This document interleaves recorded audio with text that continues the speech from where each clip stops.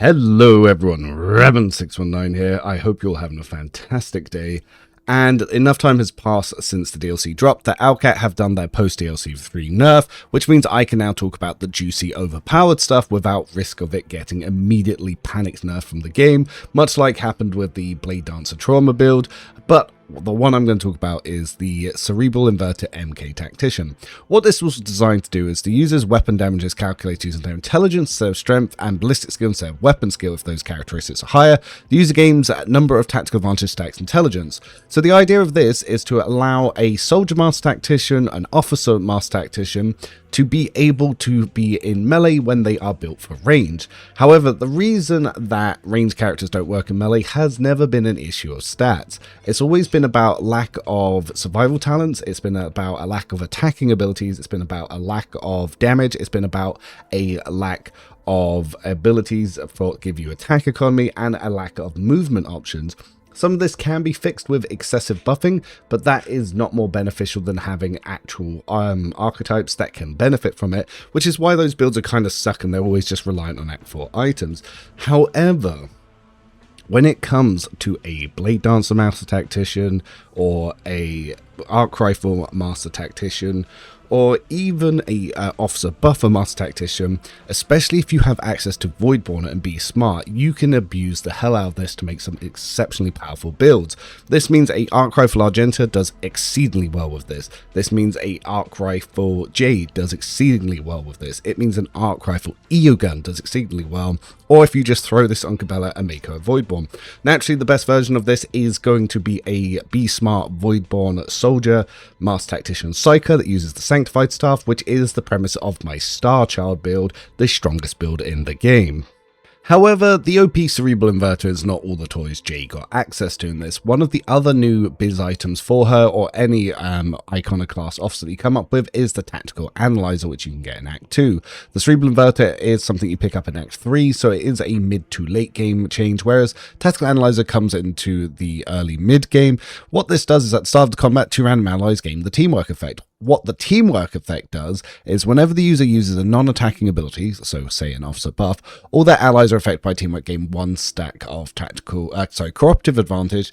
The damage dealt by this character is increased by 1 times Iconoclast rank percent, so that can go up to 5%, and their characteristics are increased by 2 times on Iconoclast rank, and this stacks up to 6 times. So you can get that 6 times 5 in there for a 30% damage increase, and the 2 can be 10, which can go up to a 60 stat increase. Now, Jae only has 2 ranks of Iconoclast, so it is going to be a little bit less, but it is something that is going to be exceptionally good for her. Eogun can use this, but he only has 1 stack of Iconoclast. One of the ones that I thought was going to be good but actually turned out to be terrible was the Galvanic Inductors. They all suck. What this does is, on hit, attacks to this weapon inflict Galvanic Resistance for 1 round. The effect does damage and armor pen, and this version of it, whenever a creature it suffers damage due to the Galvanic Resonance effect, they gain 1 stack tactical advantage. Now, it's all really complicated. What this bitch does is all units in a 3-cell radius around the user, except themselves affected by Galvanic Resonance, suffer the value that which is determined in the augment selected shock damage. So at the start or end of your turn, it doesn't say which, you just shock everything in the 3-cell around you. This is a team kill item. All you do is kill your own team. Basically, you shoot an enemy with this at long range, they get this bullshit on them, and it damages them. So you're immune to it yourself, so if you're a melee and you hit an enemy and they don't die, if it's a boss, he'll like explode and he'll do loads of damage to all of his little minions that are nearby. I like the idea, but in effect it is terrible, and all it does is team kill. One of the other items that you could see on her as well is the phase oscillators. So this one, if you pass through enemies, you'll get stacks tactical advantage. Not as useful for Jae because obviously she doesn't really have dash and she doesn't have any way to generate movement. Could be more useful for an officer, so on the actual build I wouldn't really use those 2. And her default augment, the hand that feeds that comes with her, it's a gimmick. You have to get into melee to use it. I don't even really consider it, but there's not really much to put there. And her neck augment until Act 3 causes her to suffer bleed damage, and then you get a version of it that can make her immune to toxin, which we see on her neck there. But I didn't take Attack 3, so on this save she no longer has a neck slot. But those are some of the augments in play. Like I said, a lot of the other ones, you can get other gimmicks in it, like the Remote Revitalizer, but officers don't naturally come with Medicae, and because Jae is locked to tier 2, she loses 3 usable officer talent slots, and she uses 4, count them, 4 potential common talents, so you can't really pick up Medicae on her, so you don't really get an option to really use those, though you could use something like the Suppression Manipulator, which is a way that you can basically lower some stats when enemies attack some allies, so it is something that you could use. You could maybe throw this one on her, but like I said, I wouldn't really consider the other ones too much. But as for augments go, just having access to the Tactical Analyzer and the Cerebral Inverted MK Tactician entirely changes how we build Jae, so I'm going to talk about that. And again, now that we've got past the initial week, I'm actually going to show some gameplay, because a lot of people don't understand how Master Tactician works, because it's quite esoteric, but don't worry, Revan is here to talk you through it. Comparing Jae's look to my last build video, you can see that she is very different. She's gone from a buffer that uses stuff like the Abyss Spinner gloves and high arm pen weapons, looking like an Arbiter style build, to being much more of a cold trader scoundrel, as you can see by the armor sets we're using here. Also, her combat stats are much higher, and Jae will actually be taking attacks a lot sooner. You probably won't really be attacking with Jae until Act 3 still, because again, it takes her a little while to get doing my part and to have enough AP to both buff and attack, but she will be online a little bit early to be a support attacker in Act 2, but it doesn't really come online to Act 3 because it is limited by the use of the augment. So in Act 2, you'll mostly be given Linchpin and Inspire to allies, and then you'll be taking a couple of burst fires with her pistols, and that will essentially be her turn. But once you get into Act 3, we're going to completely change the gameplay, and because the gameplay changes so much, I'm actually going to show you a example video in a second. But first, let's talk about some of the gearing options. Now, you could still give her the Commissar's Cap like I have on over here, and what this does is it increases her fellowship and gives passive critical hit chance to herself and allies. But because she is now an attacking type, I'm actually using the Unsleeping Eye. When the wearer kills an enemy and finishes the job ability, the wearer gains 20% bonus to damage 1 round, and it removes the cooldown on their Orchestrate, Firestorm, and Lost Volley abilities. Jae can use this multiple times per turn, so she can abuse the hell out of that, whilst also still being able to give out Finest Hour. Another item we put on here is the Onslaught Amulet. This reduces the use of press the advantage cost that we use for tactical advantage, so the more stacks fit, the more damage we'll be able to do. I also take items to increase the range of her arc rifles, which will stack on ballistic skill, and per attack, based on some of our talents, we can actually self-buff our ballistic skill, as well as self-buff our intelligence and self-buff our fellowship. Why we're doing all that, I'll talk about when we get more to the builds. On the St. Cognatius Scriptures, this will boost her Lore Imperium, and her Lore Imperium will also give her armor and critical damage to Xenos and demons. Marksman's Braces will increase her ballistic skill, increase her critical damage. She's got on the Sharpshooter Boots, which is based on her awareness, going to increase her arm penetration on single shots. And the main weapon we're going to be using is arc rifles, and this is going to be a single shot weapon that does increased critical damage, increased base damage, and increased jump radius based on your intelligence. So as she self-boosts her intelligence, she'll start being able to cover the entire map. Because officers have low attack economy, she will want to use Finish the Job to attack a target that's already been attacked by an ally to kill them and get herself going, and then after that she'll be able to start really increasing hit. What her rotation is going to look like is when she is buffing an ally, Jae will use Linchpin and Inspire, and then she'll just start bursting at enemies to try and build up these stacks, because as she gains stacks of tactical advantage by doing attack actions such as killing enemies or attacking enemies or building momentum, which she can also increase from buffing allies with her like Voice of the Command and Air of Authority, and even using her further. So if you're buffing ally, you want to use Linchpin first, then Inspire, then you'll want to use Voice of Command, and then you'll want to use Air of Authority, and you will also use Fervor at the end of all of that to increase it even further, because it will trade some of your maximum wounds based on her resolve to increase her stacks of tactical advantage more. Don't worry, I'll explain a little bit more about tactical advantage when we start looking at the level ups. When Jae will buff herself, she will Linchpin first, Inspire, use Further, and then she'll want to try and shoot something with either Finish the Job, or if she has an ally to buff, she can use a low AP cost of Voice of Command, because once she has Decisive Response, this will be free, and then she can use Air of Authority, which will also help stack up her tactical advantage. Then she'll use Finish the Job, and then she'll be able to take some normaler shots. If she hits enough enemies, she will actually reset her cooldowns on Finish the Job, as well as resetting her cooldowns on attacks. So to get more use of that Finish the Job, it does require enemies to have already been attacked by allies, but more importantly is it does allow her to have more attack economy, and then if there is enough grouped enemies, she'll essentially have an infinite attack economy, only restricted by AP as she's making shots with the arc rifle, which will be, like I said, boosting her ballistic skill, and it'll be boosting intelligence, and every attack she makes will also boost her fellowship. Unfortunately, her law stats, which we can use with talents that you pick up throughout the game to increase like her health, to increase her damage, that will always scale from fellowship and not intelligence when it outpaces it. For other characters, when your stats are higher, it will go over to it, but unfortunately that's not the way her cold trader works. She will also be able to use some very good uses of every round having access to Orchestrate Firestorm to give full party attacks against enemies, as well as being able to give out extra turns as fine style as an officer.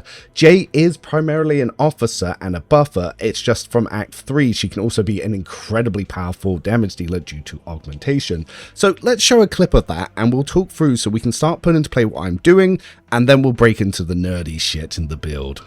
So let's show off Jae in action. As I said, we're going to start by linchpinning ourselves, which will help build our resolve, and we're going to start inspiring ourselves. That will increase our damage based on our stacks tactical advantage. Then we create further to get tactical advantage. So we currently have 63. Now, you need to use finish the job to hit someone that's already been hit, but because I gave Jae an extra turn from a Grand Strategist, she doesn't have an extra turn.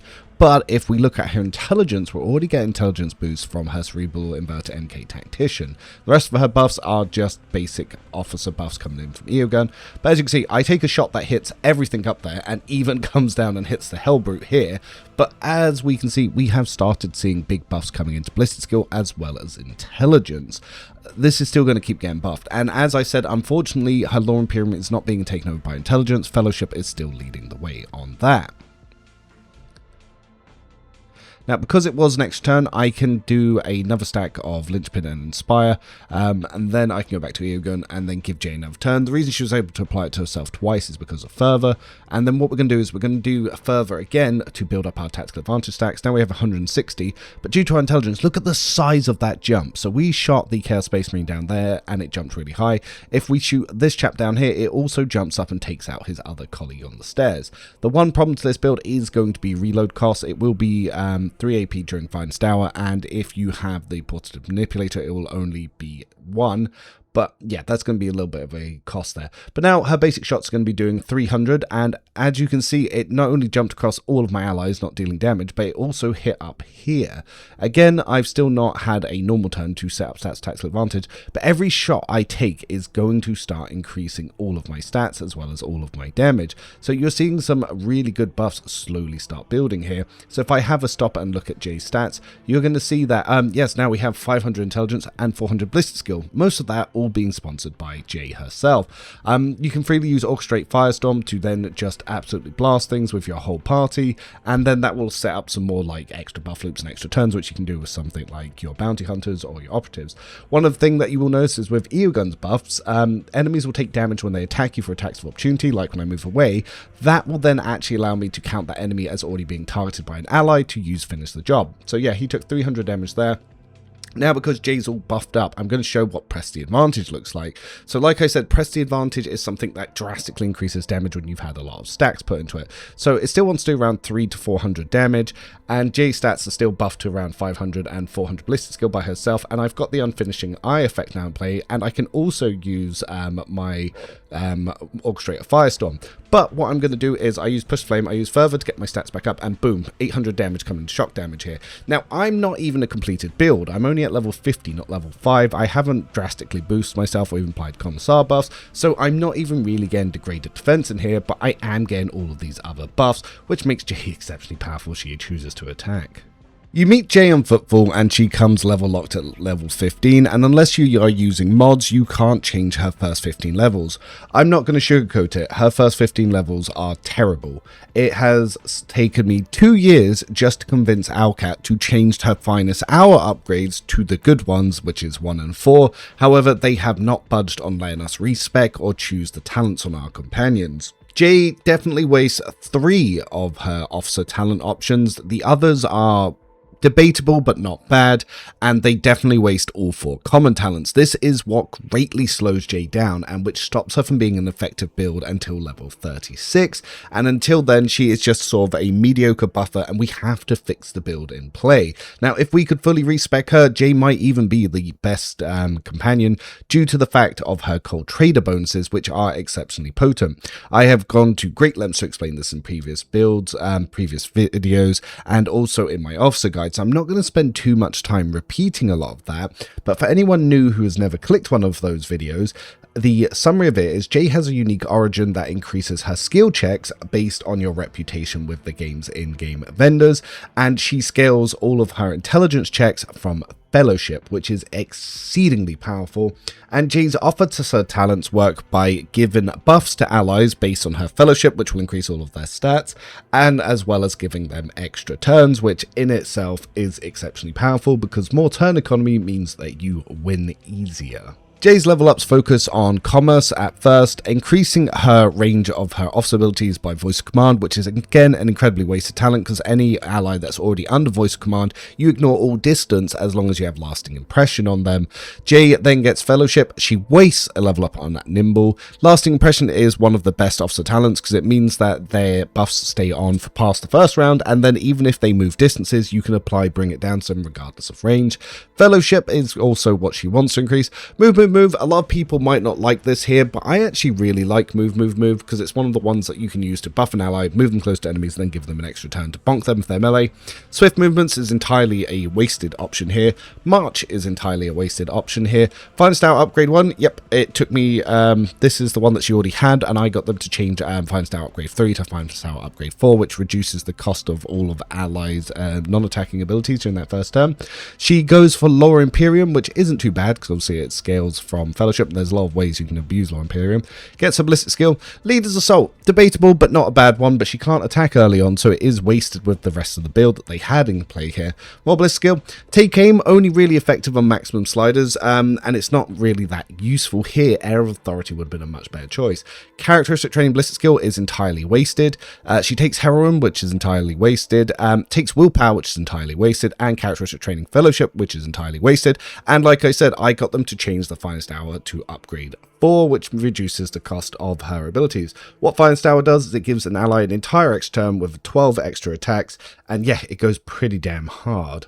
So as we start leveling her, we will go into Master Tactician, and this is one that starts a little bit slow, but really ramps up as you start progressing through Act 2. So like I said, the main gimmick here is Tactical Advantage. What this does is the Master Tactician gains a special Tactical Advantage, the effect that allows them to empower their attack.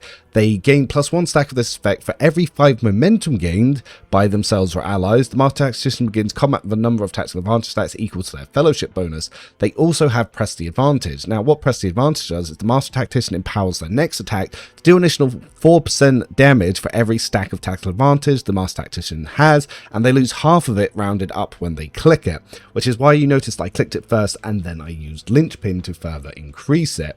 Not Linchpin, sorry, further. But what Linchpin does is the target ally or Master Tactician gains 1 resolve for every 5 stacks tactical advantage the Master Tactician has, but the Master Tactician loses half of their stacks tactical advantage rounded up. This effect stacks and lasts until the end of combat. Until the beginning of the Master Tactician's next turn, the Master Tactician gains stacks tactical advantage equal to 29% of all momentum the target gains instead of the usual 20%. The next one we take in here is Inspire.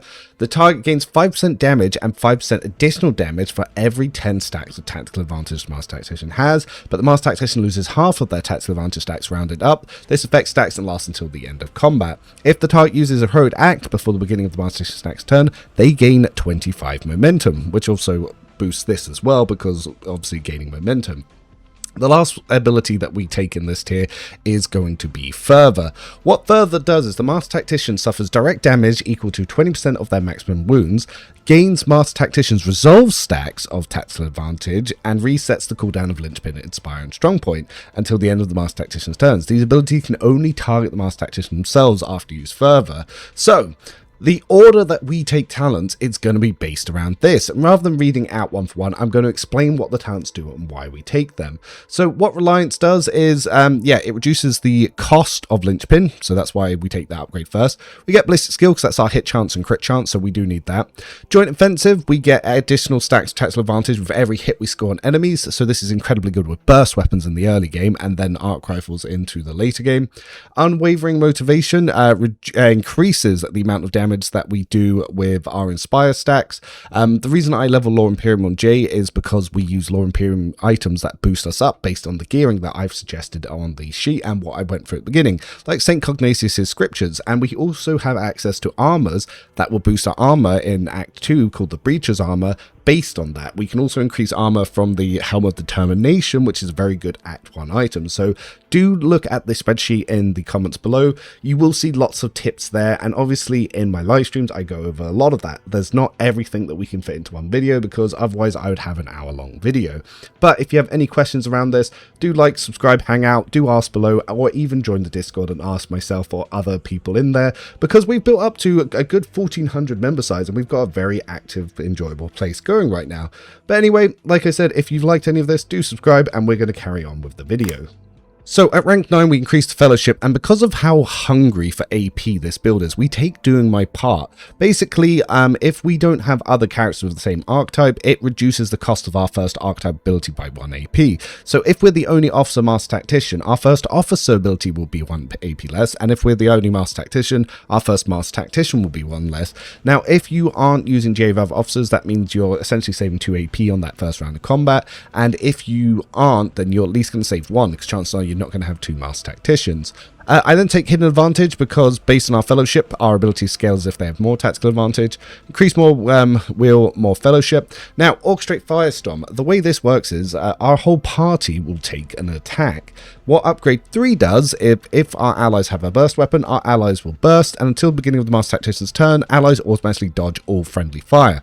Allies automatically dodging all friendly fire is pretty huge, and it is an exceptionally powerful ability which will keep you all safe from each other, so it's very good on this build in particular. I then take against all odds, which increases our tactical advantage based on the number of enemies in encounter.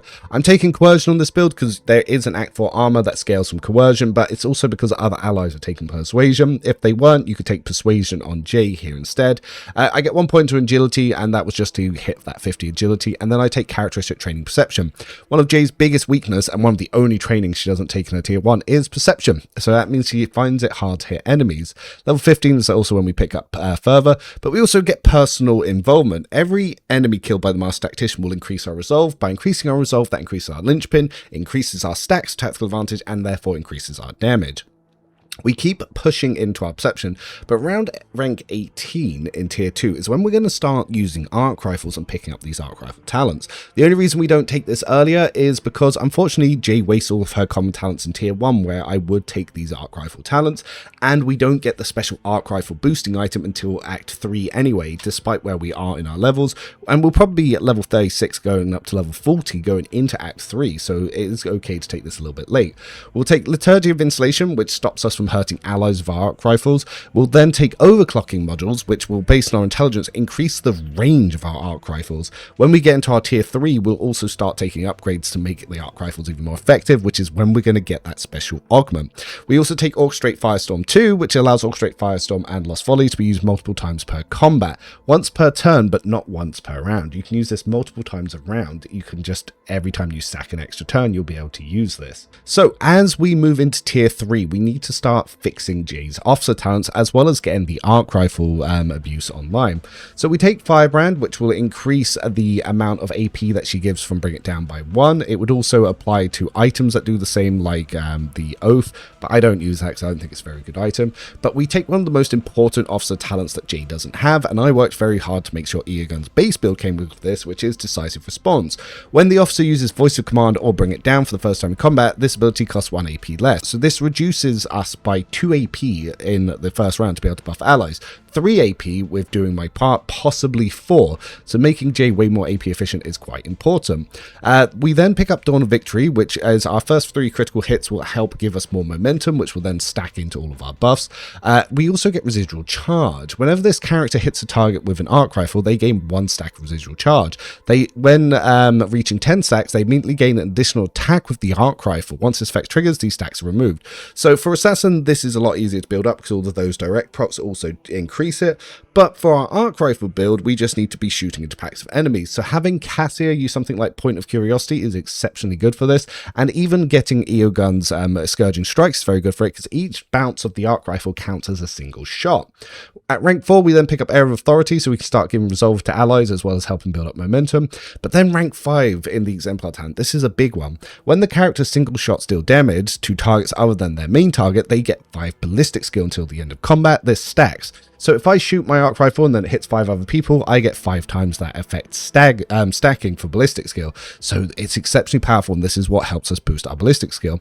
I also pick up Stack in my deck, which is one of the Master Tactician spends tactical advantage on abilities. Their critical damage by the Master Tactician is increased by 1% for every stack spent until the end of turn. Exceptionally powerful as well.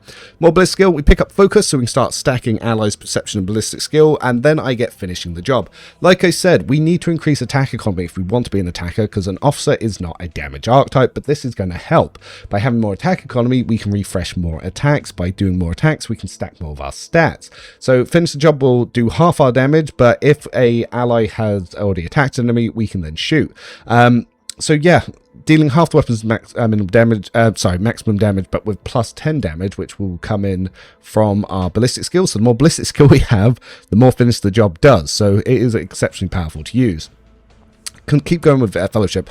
We then get Undisputed Advantage. Suppress the advantage ignores cover and dodge. And with Onslaught Ambler, it means that we only use a quarter of our stacks instead of half of our stacks. We also pick up Calculated Resolve, which is until the end of their turn. The user gains 2 resolve for each critical hit scored, and if they have an augment in the cortical insertion. So yeah, this is exceptionally powerful too. If you can keep setting up attack actions, you can build up a lot. I also take Death Dealer, so when we kill, we do a 30% damage attack. This will get 10% bonus for each difficulty tier of the first killed enemy, but again, increasing our attack economy is very important. If you don't want to be the main attacker, you would take Eager Subordinates, which will increase allies' damage when you give them extra turns, but very good here. Get Personal Oversight, so we start building up allies stacking, so it makes us an effective buffer. This will increase allies' resolve for every ability that we use on them. We then get Inspiring Speech, which will automatically give allies momentum when we use Air of Authority. So using Voice of Command and Air of Authority on an ally will actually boost up our effectiveness with our stacks tactical advantage. We also take Support the Advance. If the beginning Master Tactician's turn, if their momentum is higher than 125, their first burst or area attack used by the Master Tactician this turn costs 1 less action point. So it's very good if we're going to use our burst pistols secondary, though we don't use them too much, but we can. We start increasing our Fellowship and more Perception. If you notice, the reason I'm taking Lord Xenos in the end turn is so Jae can actually be a skill monkey. If you notice about Jae, her skills are exceptionally high. On Unfair, you need to reach 200 to guarantee any check. But as you can see, yeah, by building up Lord Xenos here, we've got pretty good Persuasion and Commerce and Coercion. If I didn't level Coercion, our Persuasion would be higher, and we cover Loyal Imperium very easily. Jae pretty much covers most Intelligence and Fel check, and our tech use is also through the roof. And if you really wanted to go for Skill Monkey, you could sacrifice her ability in combat to give her more items to stack that. Afterwards, we, around level 50, get Know-It-All. The character gains 3% bonus to armor, penetration, dodge reduction, critical hit chance, and critical damage and parry chance. This stacks based on our intelligence. So as we're building up our intelligence, this will increase by our 2 plus our int bonus divided by 2. You notice I had 500 in that previous battle, so yeah, that is going to be a lot coming in here. We also get Steel Resolve, which will increase our resolve by 3, which is the equivalent of 30 Fellowship. Brink of Death, so when we do more damage to enemies under 50% health, because we're not using a burst build, that's not as beneficial here, so we don't take it so early. Be Vigilant is a nice little buff to give our allies increased weapon skill when we buff them and increase our attack of opportunity damage. Leaf Precision is going to be a late one, but it's very good if we have eye laser slot, which we will do with Tactical Analyzer. Yeah, the first turn we automatically critical hit and do more critical damage on that first shot, which is going to be very good if we use that and finish the job. Break Their Ranks comes in here, which is going to be a way to give allies extra attacks if we want to buff them. Perception, but we finish up on Degraded Defense. Because of the 90% nerf, I don't take this early and I take it last. You could even take Extermination if you really wanted to. It's up to you which you're going to take. Extermination might do more if you're doing a lot of attacks, but if you're taking on bosses, Degraded Defense does more. And we also take Steady, which is the upgrade to take aim in the early game.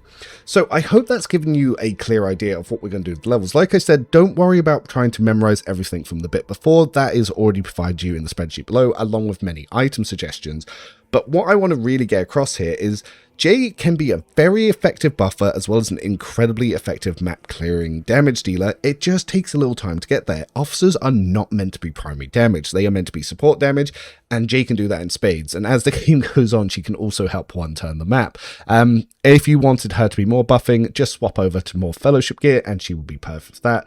I've been Rebel619. I will look forward to seeing you in the next video.